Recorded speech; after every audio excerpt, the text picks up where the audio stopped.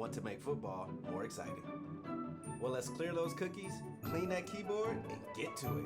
First up, we're gonna need a few things. Something to write in, something to write with, your phone, and yes. If this is your first season, or you just straight trash, I got tips on how to help you prepare for the season and destroy your competition. Let's go. What's good? It's Julian Scott with Who Got the Aux Media, helping those get started. In today's video, we're going to discuss steps that you should take in preparation of joining your first NFL fantasy football season. Let's jump right into it. Step 1. How much we talking? How much is the buy-in? How much money are people putting into so I can know what the pot gonna be when I take first place?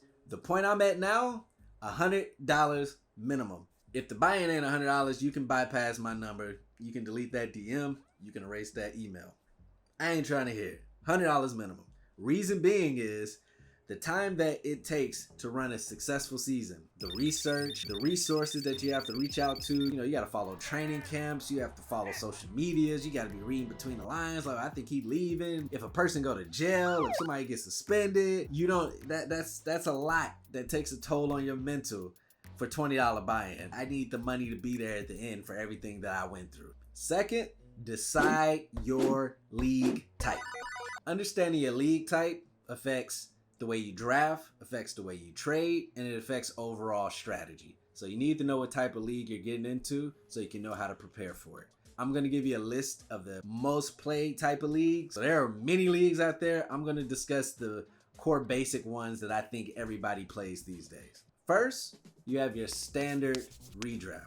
Now your standard redraft, you join a league, you draft a team, and when that league's over, that team disappears. You come back to that league next year, you draft a whole different entire team. Hence the word redraft. Next is Dynasty League.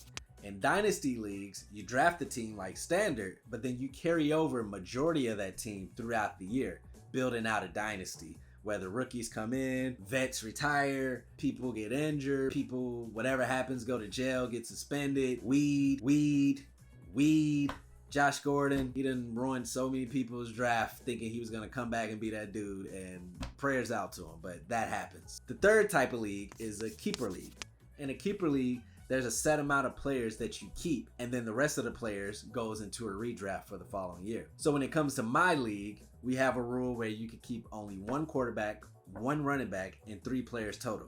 So your keepers could look like a quarterback, running back, wide receiver, 2 wide receivers and a running back, 2 wide receivers and a tight end, depending on what you feel like is worth keeping. That's your decision to make. Now your fourth type of league is an auction league. In this league, an imaginary salary cap is given to everybody in the league, and then each player is priced out depending on what they agreed upon. So let's say you get $200 salary cap, Ezekiel Elliott is worth $20, Alvin Kamara is worth $25. The strategy lies in the numbers. You can go spend a lot of money on a first round pick like Zeke, but you still have to build out the rest of your team. So some people find value in getting cheaper players like rookies or players who can have major upside, and then maybe go spend money on one superstar player, then trying to go all in on superstar players, and then the rest of your team is trash. Now, when it comes to scoring, there are many ways, which I'm going to show later on in this video, but the 2 main ones that are synonymous with league types are PPR and IDP. PPR is points per reception. Basically, for every reception, the player gets a point. Some people play half-point PPR, some people play full-point PPR. If your running back or your wide receiver or your tight end, if they catch it, that's a point. No matter if it's a negative yardage or no yardage, it's a point per reception. The other one is IDP.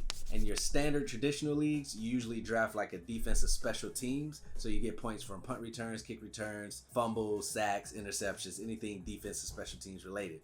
With IDP, you can draft individual defensive players just like you do a wide receiver and a running back, and then you get points for that specific player's sacks, interceptions, tackles, whatever the defensive stat is. The third thing you should consider is how many people bruh. And for me, it needs to be 12, 12, 12. I need 12, bruh. 12 is the minimum number right where competition begins. I played in 10-team leagues, 8-team leagues. What I found was at 12 is just enough where you can have a couple of superstars, and then if you draft good, you can probably get more if you trade good.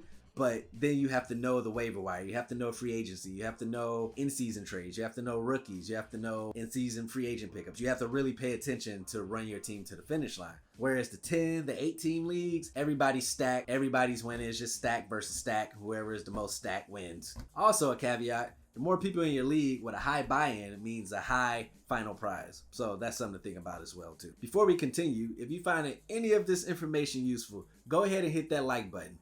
I need my ego inflated by Friday.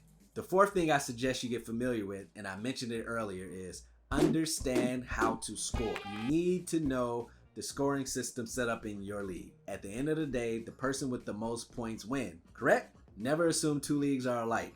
And scoring affect, you guessed it, strategy. For this example, I'm using ESPN app. That's where my fantasy league is, but I'm pretty sure you can get to your scoring system the same way in other leagues. First, you want to click on league. Then you want to click on settings. Finally, you want to click on scoring.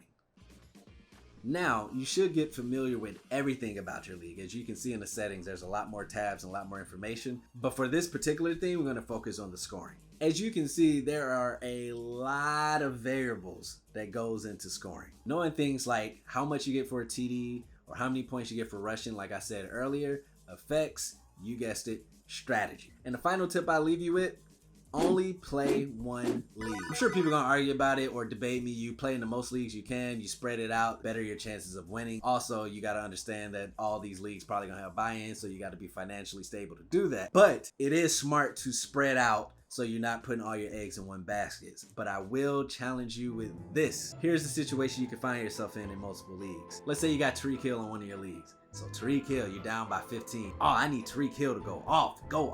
You go click to your other league, you're up by 10. Who does your opponent have? Tyreek Hill. Now it's like, wait, okay, I need him to go off, but not off. I need him to go like right in the middle off where I can win and then my opponent lose. And let's say you're in 3 leagues. Now at this other league, you're 1 game out of the playoffs and the team that's in front of you has Tyreek Hill. Now what? 1 league, you need Tyreek Hill to win. The other league, your opponent has Tyreek Hill. In the other league, you need to make the playoffs, but the guy in front of you has Tyreek Hill. There's only 1 Tyreek Hill. So you can see that it takes away the innocence of what fantasy football is. Now, of course, once you get that greed and you get that little touch, you get that little feel, that from your first couple of seasons, of course, go play as many as you want, PPR, IDP, auction, all that stuff. But until then, I would say just keep it to 1. That way you can enjoy it and not be stressed out. Fantasy football has made Sunday, Monday, and Thursday something to look forward to. Now, while these tips will help you prepare for a league, it's not necessarily going to guarantee you a win for 2 reasons. 1, at the end of the day, we have no control on how these players perform. You can only put your best foot forward or your best player forward or your best strategy forward, and the rest is in their hands. If they get injured the first quarter, there's nothing you can do about it. If they sit out for a contract dispute, there's nothing you can do about it. So you can only go so far until you just gotta hope these dudes do well. Now you got all the basic tools to choose the league that suits you best. Click my next video to prepare for the draft. Just like there's different leagues and different points and all that, there's different ways to draft as well. So click my next video to prepare for the draft based off the league you chose in this one. If you found anything in this video useful, go ahead and hit that like button and be sure to subscribe for more tips on how to get started. I got a question for y'all. What type of league y'all like playing in? Or what's your favorite one in general? Let me know in them comments. I hope to see you in the next video. Win the day.